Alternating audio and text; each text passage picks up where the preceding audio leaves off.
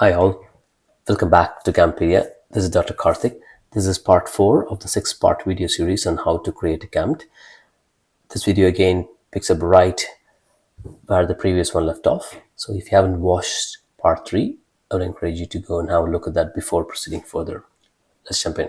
Next thing is minimize design elements. This is another very important point, because when you start to do the GAMT, especially when you do the GAMT without having a template, what tends to happen is you just tend to add more design elements. If you watch the video carefully, you will see that I did add some design elements to the bus. So the partition in the middle, this is actually a design element. Okay, this is a design element because it's a part, but also it doesn't have to be there. But I kind of made it a little bit of a designy thing. Right, so these are not design elements, this is not design element, the wheels and these things are not design elements, but this is a design element. I hope you understand what I mean, right? So let's say this is a pendulum clock. Okay, so this is a nice GAMT of a pendulum clock. So you have the two hour hand and the minute hand. You have a small slot here for for whatever, so maybe the date or whatever. Your pendulum clock is different, shows the days, and you have all these markings in the pendulum clock. You have a pendulum, etc. This is fine. There's actually almost no design elements, maybe apart from this one. There's no other design elements. But when you look at this, right, this is a pendulum clock where you have designs here, designs here, designs here, designs here, designs here, designs here, and then there's designs all around the pendulum clock. This is just and this design here and then multiple designs here. You will never recall this GAMT. You'll never recall all these different designs. You just can't. If you look at these two images, right, this is much more easier to recall and revise compared to this one. So this is a big no-no. So it's very important that you can have design elements, but keep it to the minimum. Maybe 1 or 2 per GAMT is acceptable, because sometimes you need to use a bit of design elements because you can't. You would have probably gotten like 10 out of the 11 words. The last word is pending and you need to include it in some way. Then you include the design elements, right? So this is a very important concept. Minimizing the design elements is a very important concept that you need to remember. Okay. Next is minimal color use. Now this again is it's up to individual preferences, but the purpose of the GAMT is to capture all the information in an image, so that when you want to go back and look at the image should be very obvious. That's the first thing that should strike out to you, right? So this is an example of a duck, right? So very simple GAMT. You can actually see there's a wing here, 2 legs, there's a mouth, side, there's outline, right? So when you add color to it, right, what happens then is that it takes away the outline, takes away the keyword or the glyphs of the keyword. That's the heartline of the GAMT. So if you overuse the colors, it will actually distract you from actually remembering the keywords. Now some amount of color can help you, and the comfort with the color varies from individuals to individuals. But generally, if you want to use color, again, same as the design principle, maybe use 1 or 2 colors, but just do not overdo it. So that's minimal color use, which is another point.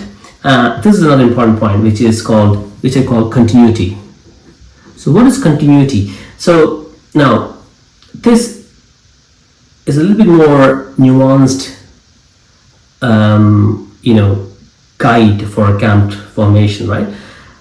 So maybe at the start you might find it a little bit tricky, but it's important to understand what this concept is, so that you can gradually bring it to your GAMT as you gain more experience, right? So if you've seen the first video, you probably would have seen me explaining about the different types of memory and how that becomes a GAMT. And this is the GAMT, exact same GAMT that I used for my first video.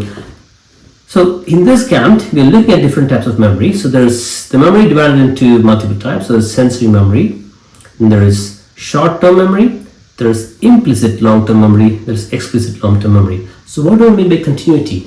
So continuity is the way that your GAMT keywords or glyphs are arranged to form the GAMT.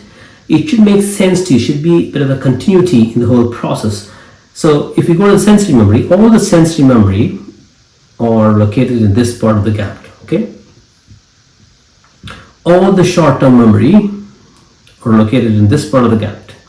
All the explicit long-term memory is located in, all the explicit long-term memory are located in this part of the GAMT, and all the implicit long-term memory is located in this part of the GAMT.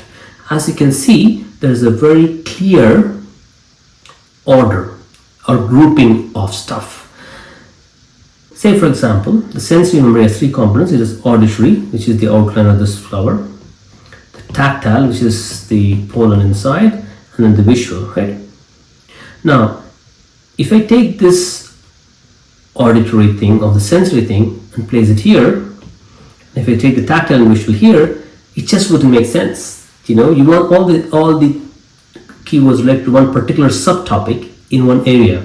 So I call this continuity. You can call it anything you want, but you get the idea, right? So let's go over this GAMT. So you have the auditory, tactile, and visual. All these constitute sensory memory, and then you come to the short-term memory. You have central executive, you have the episodic buffer, you have the phonologic buffer, and then you have the visual-spatial sketchpad, right? And then you go to the implicit long-term memory. You have the associative memory, you have the non-associative memory. This stands for N. You have the priming and procedure memory. And then you have the explicit long-term memory, you have the semantic memory, and the episodic memory. Also, if you see here, there are some design elements here, right? So what are the design elements that you see in this GAMT? Now, the flower is not bad. I mean, you can see the pollens in the flower, that's okay. The floor is okay as well. So the main design element I would say is the solar panels on the top. Now, a lot of the houses come with solar panels nowadays, but that is one thing that's slightly odd, but everything else kind of fits into how a normal house will look like. The chimney, the smoke from the chimney and it forming the clouds, everything. So this is a very nice example of a very well done GAMT, which is very clear. There is, if you go back to the principles, right, there is no crowding of data. It's very nicely spaced and is very clean and is very neatly labeled, right? So you have different colors for the GAMT, different color for the labeling. The labeling is very neat as well. And then you have a minimal color use. There's actually no extra colors used. And you also have very minimal design elements to this. And there is a continuity as well in the whole GAMT. So it actually ticks all the boxes. This is an example of an excellent GAMT. And there's very high chance that when you go to recall this image, you're actually going to recall almost all the points very, very quickly. So it probably takes maybe 5 seconds, maybe 10 seconds for you to revise all the concepts in this GAMT. Whereas if you're going to go back to the text and read it again all over again, you probably have to spend at least 5 times more time than this, okay? And again, one thing I want to mention here, because by nature, GAMT is image-based, this applies especially for Viva examinations, where oral examination, when the examiner is sitting across your table and he's asking about, can you tell me the different types of memory, right? So your recollection is the GAMT of the types of memory, right? So you have the house, the chimney, so you have everything in your fingertips. So you can actually jump from sensory memory and you can go to explicit long-term memory, implicit long-term memory, or you can do short-term memory. You can change the order, you can go back and forth. The examiner suddenly asks about explicit long-term memory. You don't have to go back from the start and go all the way down. So you're explicit, you know exactly what the explicit long-term memory is. So just go to that area, zoom into that area and say, okay, that's the semantic and then episodic. And then they ask, tell me about, what was the priming occurs? And obviously straight away you say, oh, that's the implicit long-term memory. And then they ask, oh, where is the visual spatial sketchpad? Oh, that's the short-term memory.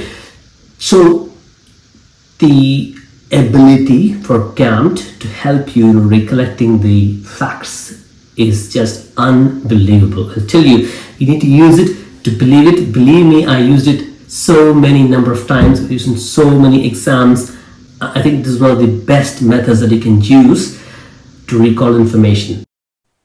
That's the end of part 4 of the 6-part series on how to create a GAMT. I'll see you in the next one. Learn it, GAMT it.